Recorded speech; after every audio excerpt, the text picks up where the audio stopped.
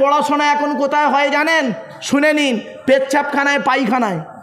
মাধ্যমিক উচ্চ মাধ্যমিক পরীক্ষার সময় দেখবেন পেচ্ছাপখানায় পায়খানায় গিয়ে দেখবেন সেন্টার যেখানে হয়, পেচ্ছাপখানায় পায়খানায় গিয়ে দেখবেন বইয়ের পৃষ্ঠা ছিঁড়ে টুকলিগুলো মাইক্রো জেরক্সগুলো সব ফেলে রেখে এসছে পেচ্ছাপখানায় পায়খানায়। সেখানে কাকে বলে? নামের পাশে ডিগ্রি থাকলে শিক্ষিত লোক বলে। শুনে নিন, what is the definition of education? Education কাকে বলে?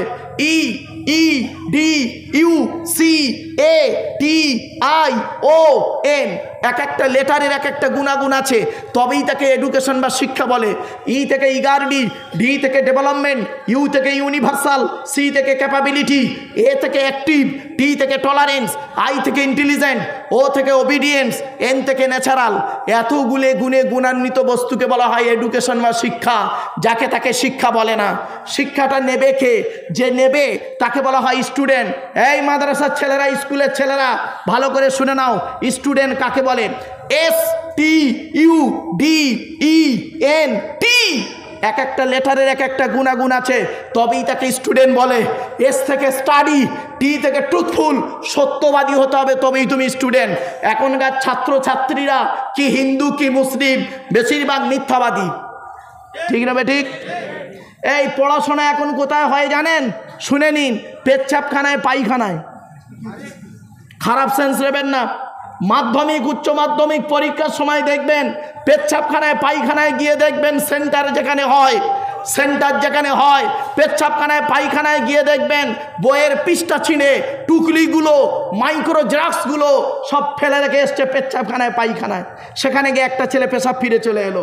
ওই ছেলে মেয়েটা আবার 20 বছর পরে স্টেজে এসে লেকচার দেবে, উনি একজন ডাক্তার হবে, উনি একজন মাস্টার হবে, উনি একজন কলেজের প্রফেসর হবে। ছি ছি ছি ছি ছি। এস থেকে স্টাডি, টি থেকে ট্রুথফুল, ইউ থেকে ইউনিটি বা আনকমন, ডি থেকে ডেভোনিয়াস, ই থেকে এফিসিয়েন্ট, এন থেকে নোবেল, টি থেকে টিপটপ। এতগুলো গুণে গুণান্বিত ব্যক্তিকে বলা হয় স্টুডেন্ট। যাকে তাকে স্টুডেন্ট বলে না। শিক্ষাটা দেবে কে? যে শিক্ষা দেবে তাকে বলা হয় টিচার। কি বলে? জোরে বলুন, teacher. Who is teacher? Teacher K? Teacher হতে গেলে কতগুলো গুণ থাকতে হয় একটু দেখে নিই চলুন। TEACHER। টি থেকে ট্রেনার, প্রশিক্ষণ প্রাপ্ত হতে হবে, তবেই তুমি টিচার। ই থেকে ইগারডি, আগ্রহী হতে হবে, তবেই তুমি টিচার। এ থেকে এবিলিটি, দক্ষতা থাকতে হবে, তবেই তুমি teacher. Most important letter C, C থেকে ক্যারেক্টার, চরিত্র ঠিক থাকতে হবে, তবেই তুমি টিচার। আজ থেকে 30 বছর আগে টিচার ছাত্রের সম্পর্ক কি ছিল? কি হিন্দু কি মুসলিম, পিতার পুত্রের ন্যায়। ছাত্রটি শিক্ষককে দেখে সাইকেল থেকে নেমে যেত, আমরা নেমে যেতাম সাইকেল থেকে। এই ঠিক না বে ঠিক? সাইকেল থেকে স্যার আসছে, কি হিন্দু কি মুসলিম দেখতাম না, স্যার আসছে, সাইকেল থেকে নেমে যেতাম, স্যারেদের সামনে ঘড়ি পরতাম না। আর এখন কি হয়েছে শুনবেন? টিচার ছাত্রের সম্পর্ক বেশিরভাগ জায়গায় বন্ধু, বিড়ি চেয়ে খায়, খৈনি মলে দেয়। ঠিক না বে ঠিক? আজ থেকে 30 বছর আগে টিচার আর ছাত্রী সম্পর্ক কি ছিল? পিতার কন্যার ন্যায়। মেয়েটি শিক্ষককে বাপের মতো ভক্তি করত, শ্রদ্ধা করত। শিক্ষক ছাত্রীটিকে নিজের কন্যা বলে মনে করত। এখন কি হয়েছে শুনবেন? অনেক জায়গাতে দেখা যায়, সব জায়গায় নয় বাবা, টিচার ছাত্রীর সম্পর্ক স্বামী স্ত্রী। ইংরাজি করাতে দিয়েছে, অঙ্ক করাতে দিয়েছে, আরবি পড়াতে দিয়েছে, বিয়েটাও পড়িয়ে নিয়ে বসে আছে। এই জন্যই নবী বললেন, the messenger of Allah peace be upon him said, the best among you are those with good manner. নবী বলেন, তোদের মধ্যে উত্তম ব্যক্তি ওই লোকটা যার ক্যারেক্টার চরিত্র ভালো, ওই লোকটাই হলো উত্তম ব্যক্তি। একজন উকিল, ব্যারিস্টার, মাস্টার, ডাক্তার, মোল্লা, মরি সাহেব, পীর সাহেব, দরবেশ সাহেব, আমির সাহেব, মুফতি সাহেবের যদি চরিত্র খারাপ হয়, আর একজন টলিওয়ালার চরিত্র যদি ভালো হয়, টলিওয়ালাটাই হলো আল্লাহর কাছে প্রিয় ব্যক্তি। Many loss is something loss, health loss is nothing loss, but character loss is everything loss. মানুষের যদি টাকা চলে যায়, ইনকাম করলে টাকাটা আবার ফিরে আসবে। মানুষের যদি শরীর চলে যায়, ভালো মন্দ খেলে শরীরটাও ফিরে আসবে। কিন্তু বন্ধুরে, মানুষের যদি চরিত্র চলে যায়, চরিত্র কিন্তু আর ফিরে আসবে না। তাই আল্লাহর নবী বললেন, বুখারীর হাদিস, নবী বললেন, তোরা আমাকে দুটো জিনিসের গ্যারান্টি দে, আমি মুহাম্মদ তোদের স্বর্গের গ্যারান্টি দেবো, জান্নাতের গ্যারান্টি দিয়ে দেবো। দুই ঠোঁটের মাঝখানে দুই রানের বীজখানে, দুই ঠোঁটের মাঝখানে হারাম খাবার খাওয়া থেকে জিভটাকে ঠিক কর, বাজে ভাষা বলা থেকে জিভটাকে ঠিক কর, পরনিন্দা পরচর্চা করা থেকে জিভটাকে ঠিক কর, আর লজ্জাস্থানকে হেফাজত কর। এজন্য বলি money loss is something loss, health loss is nothing loss, but character loss is everything loss. মানুষের যদি টাকা চলে যায়, ইনকাম করলে টাকাটা আবার ফিরে আসবে। মানুষের যদি শরীর চলে যায়, ভালো মন্দ খেলে শরীরটাও ফিরে আসবে। কিন্তু বন্ধুরে, মানুষের যদি চরিত্র চলে যায়, চরিত্র কিন্তু আর ফিরে আসবে না। ঠিক না বে ঠিক? অনুরোধ করে আপনাদের বলে গেলাম, দুই ঠোঁটের মাঝখানে দুই রানের বীজখানে এই দুটো জিনিসকে আপনি ঠিক রাখুন, তাহলে আপনি একজন পারফেক্ট ব্যক্তি। পারফেক্ট ব্যক্তি হতে গেলে এই দুটো জিনিসই সব থেকে বড় মূলধন। চলুন, অনুরোধ করে বলে যাচ্ছি, প্রফেট মোহাম্মদ সাল্লাল্লাহু আলাইহি সাল্লামকে এবারে দুধমা হালিমা জিজ্ঞাসা করছে মোহাম্মদকে, মোহাম্মদ সাল্লামকে জিজ্ঞাসা করছে, বাবা মোহাম্মদ, বাবা মোহাম্মদ, তোমার মা যখন তোমাকে দিল আমার কোলে দুধ পান করানোর জন্য, তুমি আমার ডান দিকের স্তনটা পান করতে, বাম দিকটা কেন পান করতে না বাবা? নবী মোহাম্মদ সাল্লাম কিছুক্ষণ পরে উত্তর দিলেন, মা, ডান দিকটা পান করতাম আমি, আল্লাহ পান করিয়েছে, বাম দিকটা আল্লাহ পান করাইনি, তাই করিনি। তবে একটা কথা আপনাকে বলি, বাম দিকটা পান করতো আমার দুধ ভাই আব্দুল্লাহ, আপনার পেটের ছেলে।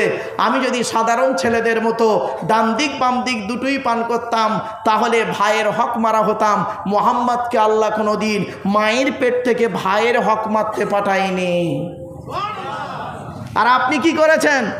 এ মুসলমান, বাপ মারা গেছে, বড় ভাই বেঁচে আছে, বাপ মারা গেছে, বড় ভাই বেঁচে আছে, ছোট ছোট ভাইদের সম্পত্তি নিজের নামে রেকর্ড করে বসে আছে। ও আবার হাজি সাহেব, হুকুমের কারেন্ট নিয়ে পাকা চালিয়ে তাহাজ্জুদের নামাজ চলছে। বাহ বাহ বাহ বাহ। শুনে রেখে দিন, আল্লাহর নবীর কাছে এক ব্যক্তি এলেন, এসে বলছেন, হে নবী, অসুবিধা হচ্ছে আপনাদের? শুনে নিন, শেষ করে দেবো, চিন্তা নেই। আমি জানি ধৈর্যের বাঁধ ভেঙে গেলে, অধৈর্য হয়ে গেলে বক্তব্য রাখতে ভালো লাগবে না, তাই আপনারা মনোযোগ সহকারে শুনছেন। আর কয়েক কটা কথা বলি, শেষ করব। একটু ধৈর্যের পরিচয় দিন, অনুরোধ করছি আপনাদের। কথাগুলো গুরুত্বপূর্ণ কথা। একদিন আপনি ভাববেন যে লোকটা এলো আর কি বলে গেল, আপনি বাস্তবায়ন কতটা করলেন। চলুন, মুহাম্মদ সাল্লাল্লাহু আলাইহি সাল্লামের কাছে একজন ব্যক্তি এসেছেন, এসে বলছেন, হে নবী, আমরা যে দোয়া চাই, দোয়া কবুল হয় বুঝবো কি করে? নবীজি বললেন, এই যুবক ছেলে, দোয়া কবুল হওয়ার 5টা শর্ত আছে। কয়টা শর্ত? 5টা। মনে রাখুন আজকের আপনারা, এই 5টা শর্ত যার মধ্যে থাকবে, তার দোয়া আল্লাহ কবুল করবে, তার আশীর্বাদ প্রার্থনা সৃষ্টিকর্তা গ্রহণ করবে। আর এই 5টা গুণ যার মধ্যে থাকবে না, সে যত বড় মহান ব্যক্তি হোক না কেন লোকের কাছে, তার আশীর্বাদ দোয়া প্রার্থনা আল্লাহ কবুল করবে না। কি কি? শুনে নিন। মুহাম্মদ সাল্লাল্লাহু আলাইহি ওয়াসাল্লাম বলছেন, এ যুবক, প্রার্থনা যখন করবে, দোয়া যখন চাইবে, হালাল খাবার খেয়ে দোয়া চাইবে। জোরে বলুন, কি খাবার? জোরে বলুন, হালাল খাবার। হারাম খাবার খেয়ে মোনাজাতে কাঁদছে, ছি ছি ছি। এই কোরআন বলছে হালাল খেতে হবে। ইয়া আইয়ুহাল্লাযীনা আমানু কুলু মিন তাইয়্যিবাতি মা রাযাকনাকুম ওয়াশকুরু লিল্লাহি ইন কুনতুম ইয়্যাহু তা'বুদুন। 2 নম্বর পারা 4 নম্বর পৃষ্ঠা 14 নম্বর লাইন, সূরার নাম সূরা বাকারার মধ্যে আল্লাহ বলে দিলেন, হে ইমানদার বান্দাগণ, কুলু মিন তাইয়্যিবাতি মা রাযাকনাকুম, আমার দেওয়া হালাল রিজিকগুলো তোরা ভক্ষণ কর। হারাম খাবারগুলো কখনোই তোরা খেতে যাবি না। হালাল খাবার খেতে খেতে আমার শুকরিয়া আদায় করবি। তোরা যদি শুকরিয়া আদায় করিস, লা ইন শাকারতুম লা আযীদান্নাকুম। 13 নম্বর পারার 15 নম্বর পৃষ্ঠার একেবারে 5 নম্বর লাইন, সূরার নাম সূরা ইব্রাহিমের মধ্যে আল্লাহ বলে দিলেন, তোরা যদি খেতে খেতে শুকরিয়া আদায় করিস, ওই খাবারে আমি আল্লাহ বেশি বেশি করে নিয়ামত দান করব। 2 নম্বর নবী বললেন, এই যুবক, দোয়া যখন চাইবে, পৃথিবীর কোনো ব্যক্তি বস্তুর উপরে দোয়া চাইবে না, পৃথিবীর কোনো ব্যক্তি বস্তুর কাছে চাইবে না। একমাত্র দোয়া যখন চাইবে, আল্লাহর কাছে চাইবে। ওয়া ইযা সাআলাকা ইবাদি আন্নী ফাইন্নী করিব উজিবু দাওয়াতাদ দাঈ ইযা দাআন ফালিয়াস্তাজিবু লি ওয়ালিয়ুমিনু বি লাআল্লাহুম ইয়ারশুদুন। 2 নম্বর পারা 7 নম্বর পৃষ্ঠা 6 নম্বর লাইন, সূরার নাম সূরা বাকারার মধ্যে আল্লাহ পাক বলে দিলেন, বান্দা যখন আমার সম্পর্কে তোমার কাছে জিজ্ঞাসা করবে নবী, তুমি এতটুকু বলবে আন্নী ফাইন্নী করিবি, আমি ওর খুবই নিকটবর্তী। উজিবু দাওয়াতাদ দাঈ ইযা দাআন, বান্দা যখন আমাকে আল্লাহ বলে ডাকি, আমি আল্লাহ তার ডাকে সাড়া দিই। 3 নম্বর, দোয়া যখন চাইবে সকলেরই জন্য দোয়া চাইবে। হযরতে আদম আলাইহিস সালাতু ওয়াস সালাম আর হাওয়া কি বললেন? ক্বালা, এই মাদ্রাসার ছেলেরা, হাফিজিরা, হাফেজ সাহেব ছেলেরা, সব জায়গায় কোরআনে আছে কফালিফ জবর ক, লাম জবরলা, কলা। আর কোরআনের 2 জায়গায় আছে কফালিফ জবর ক, লামালিফ জবরলা, কলা। 2 জায়গায় আছে, 8 পাড়ায় আর 16 পাড়ায়। 8 পাড়ার 12 পৃষ্ঠার 1 নম্বর লাইন আর 16 পাড়ার 13 পৃষ্ঠার একেবারে 11 নম্বর লাইন। সূরার নাম সূরা তোহা, আর এটা সূরা আরাফ। আল্লাহ বললেন, ক্বালা রব্বানা যালামনা আনফুসানা ওয়া ইল্লাম তাগফির লানা ওয়া তারহামনা লানাকুনান্না মিনাল খাসিরিন। অনুরোধ করে বলে যাচ্ছি, 4 নাম্বারটা এবার শুনুন। নবী বললেন, দোয়া যখন চাইবে নবীর উপরে দরুদ পাঠ করে দোয়া চাইবে। হাদিস, ইন্নাদ দুআ মাওকুফুম বাইনাস সামাই ওয়াল আরদি লা ইয়াসআদু মিনহু শাইউন হাত্তা তুসাল্লি আলা নবিকা। আল্লাহর নবী বলেন, তোমরা যে দোয়াটা চাও ওই দোয়াটা আসমান আর জমিনের মধ্যবর্তী জায়গায় অবস্থান করে। ওই দোয়াটা উপরেও নিয়ে যেতে পারে না, নিচেও নামাতেও পারে না, যতক্ষণ পর্যন্ত তোমরা নবীর উপরে দরুদ পাঠ না করে দোয়া চাও।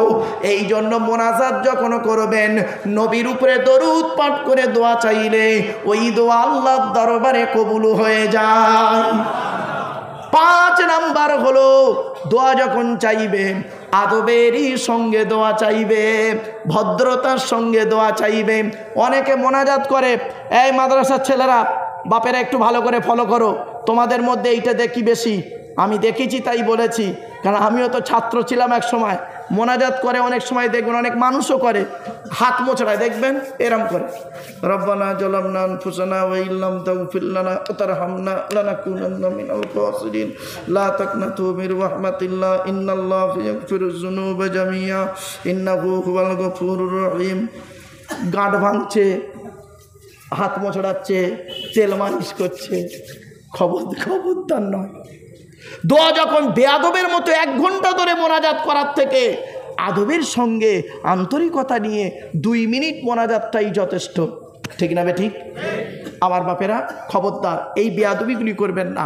এবারে আসছি বাস্তব জীবন থেকে কিছু কথা তুলবো, রাগ করবেন না আপনারা। আপনাদের এখানে আমি কয়েক কটা কথা বলবো, গরম গরম কথা, অসুবিধা